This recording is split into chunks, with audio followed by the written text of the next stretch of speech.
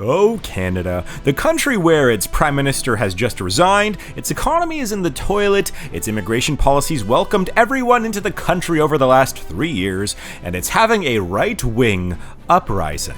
One might say that Canada is a perfect match for the European Union today. In fact, it is such a good match that there has been some debate about whether Canada or not could actually join the EU pretty soon, and potentially form the new union called CANEU. Sure, let's go with that. But the truth is, this actually isn't new. In fact, there has been serious debate for decades about Canada actually joining in some way, shape, or form the European Union. And the idea isn't as crazy as you might think. In fact, this plan could change the course of history for Canada, Europe, and selfishly, me and anyone else who wants to live all around Europe without applying for 7,000 visas. So this is the totally unbiased video on Canada joining the EU and forming the new nation of CANEU. So let's start off with the same place where all of these stories start, and that is with Europeans colonizing the New World. You see, us Canadians growing up, we were taught that the French and the British were the ones that colonized Canada, and lived happily ever after. But that's actually not how the story goes. Around the year 1000 AD, 500 years before the British and the French showed up, and just before the birth of Joe Biden, some Norse explorers sailed across the Atlantic and pulled up to Canada's shores like, what if we just vibe here for a little bit? They called it Vinland, which sounds like a winery but was actually Newfoundland, full of wild berries and a random Tim Hortons which may have been there since the creation of the heaven and the earth. Regardless, the Vikings that came from Iceland, Norway, Sweden, and Finland took a few steps into Canada, felt that this place was kinda boring, so they left within 20 years. It wasn't until 1497 that Canada would be visited again by Europeans. And it wasn't the British or the French that actually rediscovered Canada. It was an Italian explorer named John Cabot, funded by the British, obviously. And well, he landed at Cape Bonavista, hence the Italian naming of a region in Newfoundland today. Now, the Spanish king got quite mad that the British claimed this land, and that was because the Spanish king thought this was rightful Spanish land because of the Treaty of Tordesillas, which was a treaty where Portugal and Spain pretty much got to sign a deal between those two to split up the entire world, well, into the ownership of Portugal and Spain. And absolutely no one else. The entire world is just Portuguese and Spanish. But funny enough, Portugal ignored this treaty and decided to explore Canada anyways. One Portuguese explorer named João Fernandes Lavrador kept visiting this land and eventually had a province named after him called Labrador. The Portuguese set up fisheries here, they paid taxes, and eventually left because, well, the Portuguese were colonizing South America at the time. And they had the option of living in eastern Canada, where you don't know if the cold is going to take you this winter, or live in eastern Brazil, where the temperature stays at almost exactly 29 degrees Celsius all year round, with beaches and beautiful people and sunsets. Okay, I'm getting sidetracked here. So the Portuguese and the Spanish, they abandoned Canada for better vacation spots. So who would want to live in this hellhole? Well, of course, the French. They created a bunch of cities along the St. Lawrence River during the 1600s. The British then saw what their arch-nemesis France was doing and then decided to claim a bunch of land in Canada, like Nova Scotia and Rupert's Land. And then there were the Dutch doing Dutch things by not exactly claiming land, but they were starting a bunch of businesses and specifically a large fur trading business, and stealthily making a ton of money while not trying to fight any wars with the British or the French. Now, eventually, like anything involving the British and the French, the British colonies and the French colonies went to war. The British won, and they started mass deportations of French settlers back to France to make Canada great again. And slowly over the next century or so, the British allowed for more autonomy in the British colonies before the colonies officially became the independent Dominion of Canada in 1867. Now, what was the point of all that history? Well, the big thing I wanted to get across to you is that Canada is almost entirely tied to a multitude of European nations and people, not just the British and the French. The Northern Europeans and Vikings have history here. Many Canadians are descendants of French, English, Irish, Scottish, Dutch, Spanish, and Portuguese settlers. And over the last few hundred years, many Europeans fled to Canada as they viewed it as a safe haven when their country was falling apart. I mean, Irish people moved to Canada during the Great Famine and the decades afterwards. It was said that the Irish needed to escape Canada to avoid the horror and suffering of what was going on in Ireland. And then these people went to one Toronto Maple Leafs game and decided to move back to Ireland. About 500,000 Germans moved to Canada after the German Revolution in 1848 and named a city Berlin. It ended up being renamed to Kitchener-Waterloo in 1916 because during World War I, the Germans had a branding issue, I'll say. And fun fact, Kitchener-Waterloo hosts the second largest Oktoberfest in the entire world. Now, after World War II, about 500,000 Italians moved to Canada and mainly to Toronto, where they pretty much created a neighborhood known today as Little Italy. Dutch, Polish, Ukrainian, Spanish, and Portuguese people also moved to Canada in the hundreds of thousands in the 1900s as well. To add on to that, there were so many Greek Canadians living in just Toronto that they would have a greater population than the 8th largest city in Greece. That's a lot of Malakas. So what I'm trying to say is that Canada was essentially built from a mixture of European cultures combined into one. And this is part of the basis and a large reason why, since the early 2000s, Canada has had some buzz about joining the European Union. However, let's get an obvious question out of the way. How can Canada be a part of the European Union if it's actually not in Europe? Well, as it turns out, if something benefits Europe, it's willing to be a little bit flexible on what is actually considered Europe. For example, Cyprus is in the European Union, and it's kind of at the crossroads of 3 continents. It can be viewed as Asian, African, or European. But as we all know, this land is the rightful Greek claim, up until those Turks invaded in the 1970s. And now that island is pretty much divided into 2 countries, only one of which is recognized by the Western world. But it's okay, now we have a TikToker and YouTuber that might actually unify Cyprus after he got elected to the European Union, and no, I'm not joking about that. Phidias seems like a cool dude, go check him out. Okay, so how about the Azores? It's 1,400 kilometers from Portugal and 1,500 kilometers from Morocco, and it's also in the middle of the Atlantic Ocean. Is this part of the European Union? Well, you guessed it, it is in the European Union despite its distance from continental Europe being about the same distance from Paris, France to Warsaw, Poland. Okay, next one, Greenland. That shares a border with Canada, technically. Does Greenland look like Europe to you? Well, nope, not really, but it was a part of the European Union up until the 1980s when it voted to leave the European Union, aka Grexit. Okay, next, when you think of Aruba, the country in the south part of the Caribbean Sea with beautiful beaches and a tropical paradise, do you think of it as Europe? Well, it's actually a special constituent of the European Union, meaning all citizens here are EU citizens, same as Curaçao as well as Saint Martin. How about these islands north of Australia that are technically territories of France? Well, you guessed it, this is also considered an overseas country within the European Union. So the geopolitics of what is considered Europe or a part of the European Union is definitely changeable in regards to, well, whatever the European Union wants. And it seems like if you are or were a colony of a European power, you are more likely to be at least considered to be a special partner of the European Union. And well, luckily, Canada was a colony of the Dutch, the British, the French, the Portuguese, and the Spanish, and a little bit German. So that means Canada should get some form of express entry into the EU, right? Right? But realistically, all Canada would really need to get into the European Union is an application and a unanimous approval from the EU countries. You see, applying to become a part of the EU is typically a long and dreadful process, like being a Leafs fan, to be honest. You have to do a lot of things to get rid of corruption, you have to have a decent economy, you have to have similar laws to the current EU nations, and not have any fights with any EU nations today. For example, Macedonia wanted to become a part of the EU, but the trouble was that Greece, already a part of the EU, had a region in Greece called Macedonia.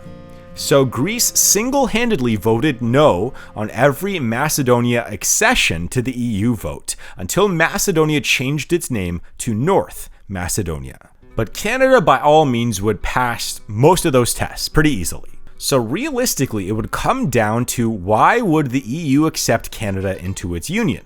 What's in it for the EU nations and Canada? Well, let's start off with France, a nation notoriously known for blocking many nations' EU applications. In fact, France in the 1960s blocked the UK from joining the EU many times, citing economic reasons. It definitely wasn't because of the 800 years of on and off wars between the two nations. But France, well, they love French people, even the French hillbillies of Quebec. So what does France get? Well, they get the ability to move to another French land where they are free to eat their baguettes on the streets of Montreal. And they can also do some of their other favorite things, like mass protests in Quebec City and start a revolutionary war in Laval if they want to.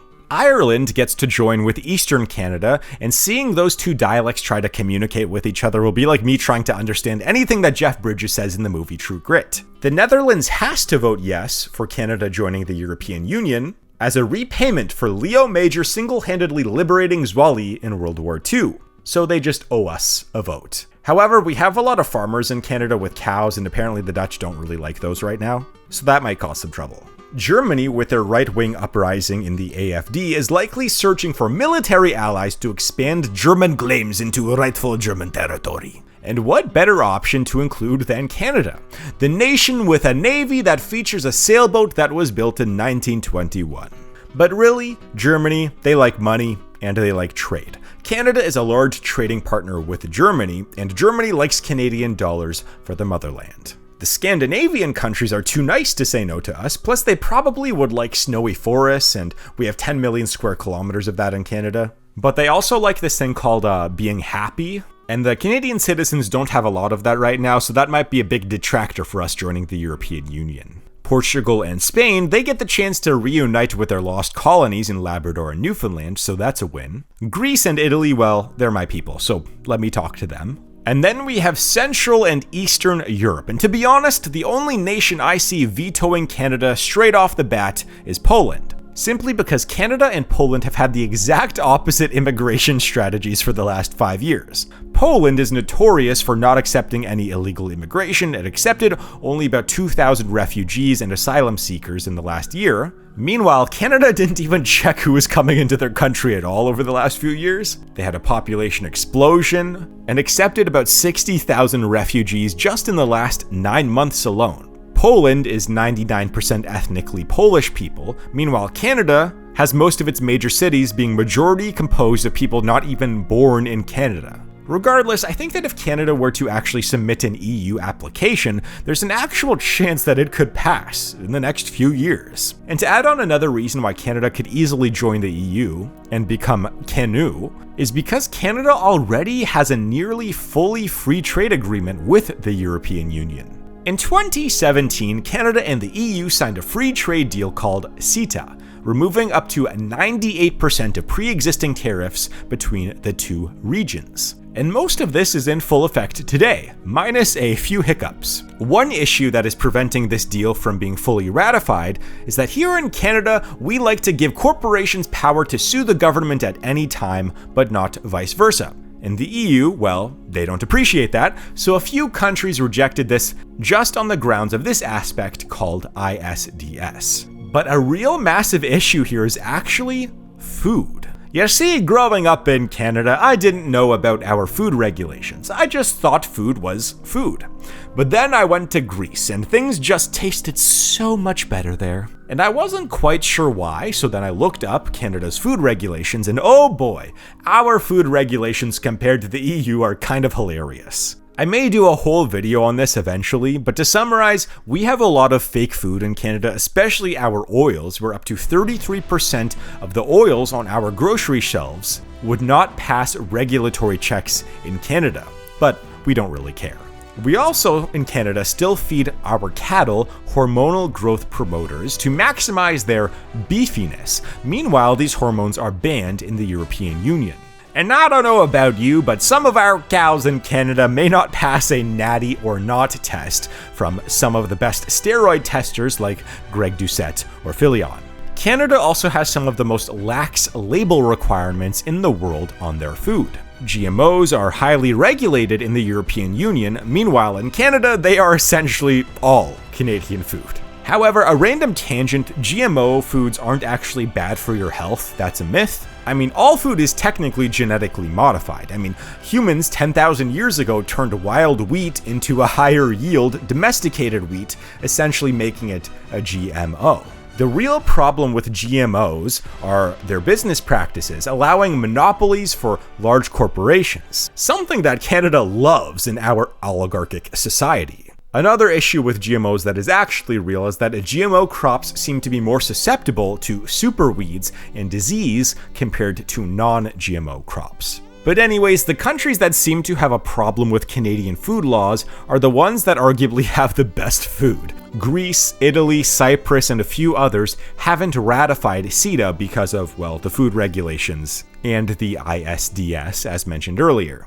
But enough with that boring CETA talk. We need to move on to what would actually happen if Canada did join the EU and form CANEU. So Canada's GDP is around $2.2 trillion US. Although let's ignore GDP per capita because the Emperor of Canada made sure to catapult that straight off a cliff. If Canada joins the EU, its economy would add a hefty chunk to the EU's current GDP of $19.4 trillion, taking the combined total to $21.6 trillion. This would solidify its position as the second largest economic bloc in the world after the United States, and putting them ahead of China. Also, it would sneakily put the EU within striking distance of the United States economy, with a current GDP total of about $27.4 trillion. But what would happen to Canada itself? Well, by aligning with EU trade laws, Canada's exports would shift focus from the US to Europe. The EU is already Canada's second largest trading partner, with trade between the two worth about $150 to $160 billion. But here's the catch. Canada's oil and gas sector, responsible for about 5 to 6% of Canada's GDP, would be in for a rough ride. You see, the EU is big on climate policy, even bigger than they are in Canada. And keep in mind, Canada, for the purpose of climate change, does not want to build more pipelines or transfer oil from Edmonton to Labrador, and would rather import the oil from a country on the opposite side of the planet, like Saudi Arabia. This is absolutely genius with no problems. So, Alberta's oil sands would likely face even more regulations than it currently does. The irony is that Canada exports a ton of oil to the US, and the USA pretty much has the exact opposite oil regulations compared to the EU. But also for Canada, this would mean less economic dependence on the United States. And currently, 75% to 80% of Canada's exports go to the United States. So, Canada would be cozying up more to the EU powerhouses like Germany.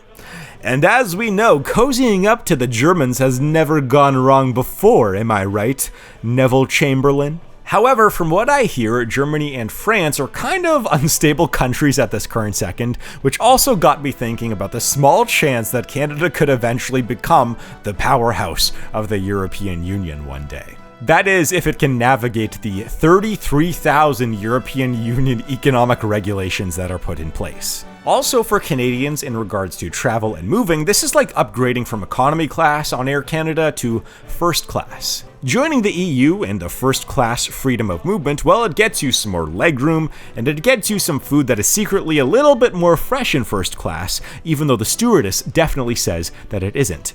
But it is. Anyways, this would allow Canadians and EU citizens to live, work, and study anywhere within the bloc. Suddenly, your cousin from Vancouver is moving to Paris to pursue art, and every broke college student from Winnipeg is booking a one-way ticket to Spain and realizing that having temperatures over 20 degrees Celsius do in fact exist on this planet. Another thing is that Canada's population is about 41.5 to 42 million today, despite just a few years ago it being under 37 million.